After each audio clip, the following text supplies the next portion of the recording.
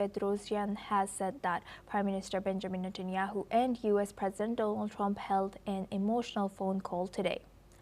The conversation followed the announcement of a Gaza deal between Israel and Hamas. She has said that the plan was signed earlier this morning, laying out the steps for the release of hostages and the initial withdrawal of troops.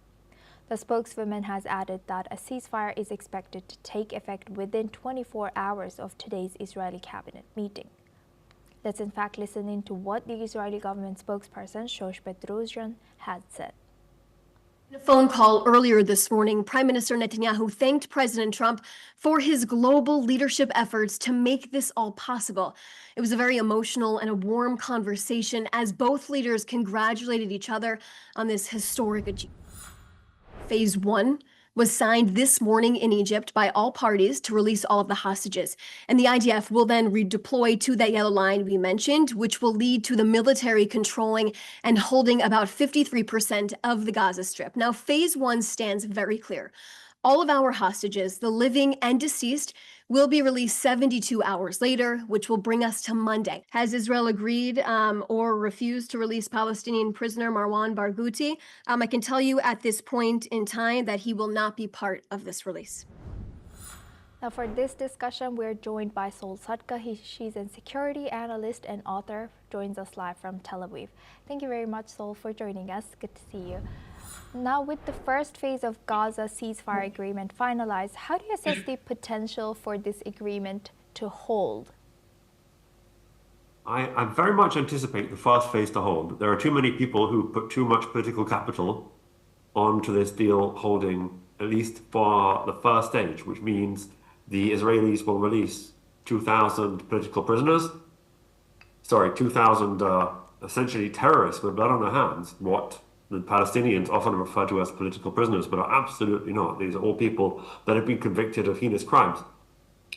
In return for Israel releasing those people, mostly to be sent to exile elsewhere in the region, in return for that, the final hostages will be released and the bodies of 28 people who were killed and taken to captivity will also be released. I very, very much anticipate that that will come to fruition at this point. As you've mentioned about the POWs, the decision to exclude this particular individual, Marwan Barghouti, from the upcoming prisoner release, how do you think this will impact Palestinian internal politics? And who do you think he is, if you can tell us, who is this guy? He was a very senior leader within the Palestinian leadership in the early part of this century. He was instrumental in the leadership of the Second Intifada, and he is a figure of great hate in Israel. There are parts of Palestinian society, small parts, but parts nevertheless, who would like to see him become a national leader, and Israel has been insistent on allowing that to happen on account of the tremendous destruction and death that he wrought on Israeli citizens over the years. So I'm not surprised to see him not on the list of people being released. I would have felt that would be a red line for Israel, and it looks like that red line has held. And now looking at a broader picture here, other international countries were involved in this, particularly Qatar, Egypt, and Turkey. How do you think, what were the roles of these countries and what will be the roles moving forward? As regards, I think the critical factor here, I believe, from what I'm reading, is Qatar, not Turkey or Egypt. Egypt and Turkey are dependent and have been for a long time on American arms. Qatar, on the other hand, is somewhat different. They've been playing a double game.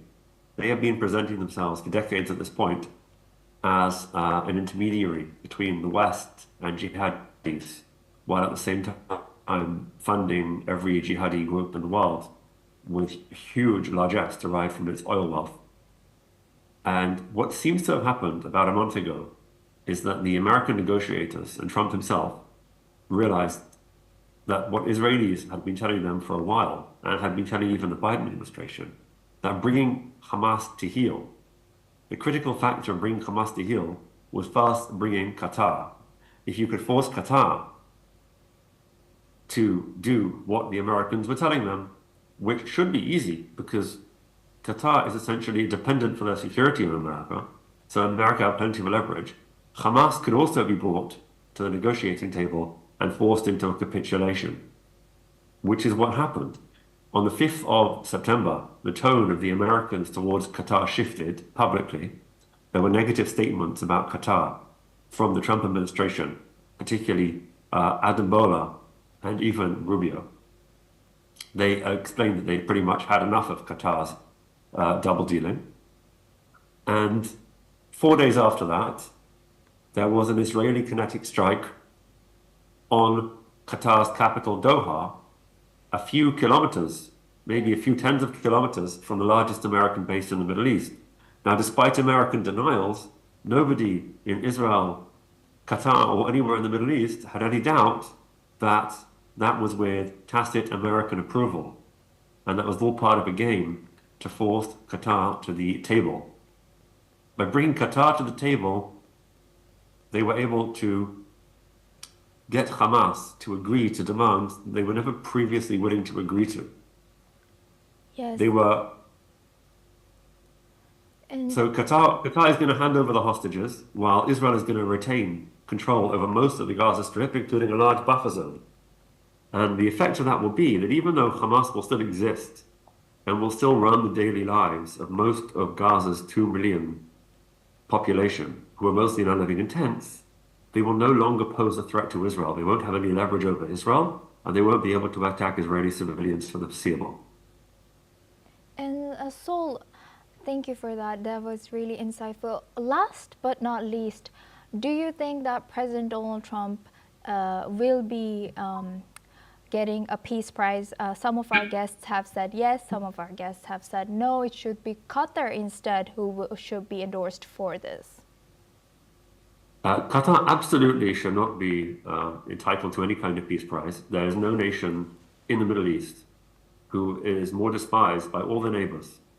If you recall, only a few years ago, all Qatar's neighbors in the Arabian Peninsula essentially boycotted them and set up a blockade against them.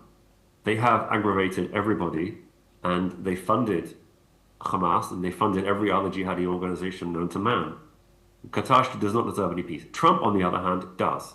Because Trump did the right thing. Trump recognized that bringing an end to the war meant uniting alongside their ally Israel, that the West and all the Arab nations, and Turkey essentially, stood shoulder to shoulder with Israel and told Hamas, the time has come, it's over, you've lost, surrender. And that's in the end what happened. Until that point, Israel's ostensible allies, and right up until now, even European nations, have tried to play the other side, and they've tried to weaken and divide Israel to try and bring Israel towards some kind of capitulation. In the end, it worked out, and it's very good that it worked out this way. Otherwise, the entire West would be in danger of future attacks from jihadis over the next decades and the next century. It worked out very well, and I definitely agree that Trump is entitled to the Nobel Peace Prize. I think it's extremely unlikely that he will win it, knowing what I know about the people that make that decision. The prize that he was not given, and it was instead given to someone else, perhaps even UNRWA. So let's see what happens, but completely, no question, of all the American presidents in recent times, Trump has done more to bring peace to the Middle East than anyone before him. Yes, indeed. Thank you very much, Sol, for joining us today and sharing that insight. My pleasure. Thank you. Now we move on. UN Secretary-General António Guterres has urged the international community to never forget the unbearable human cost of the conflict in Gaza. He has called for safe and sustained access for humanitarian workers, removal of red tape, and the rebuilding of shattered infrastructure. Guterres has stated that the UN and its partners are ready to provide essential assistance, including food, water, medical care, and shelter. He has also called for the immediate release of all hostages and the establishment of a permanent ceasefire. Guterres has praised the US, Qatar, Egypt, and Turkey for their role in securing a desperately needed breakthrough in the negotiations. Let's listen into what the UN Secretary-General António Guterres has said. agreement to secure a ceasefire and hostage release in Gaza, based on the proposal put forward by President Donald J. Trump. And I commend the diplomatic efforts of the United States, Qatar, Egypt, and Turkey in brokering the desperately needed breakthrough. We have all waited far too long for this moment. Now we must make it truly count. I urge all parties to fully abide by the terms of the agreement and to fully embrace the opportunities it presents. All hostages must be released in a dignified manner. A permanent ceasefire must be secured. The bloodshed must stop once and for all. Now we move on to North America. Courts in Illinois and Oregon will be deciding whether to block U.S. President Donald Trump's National Guard deployments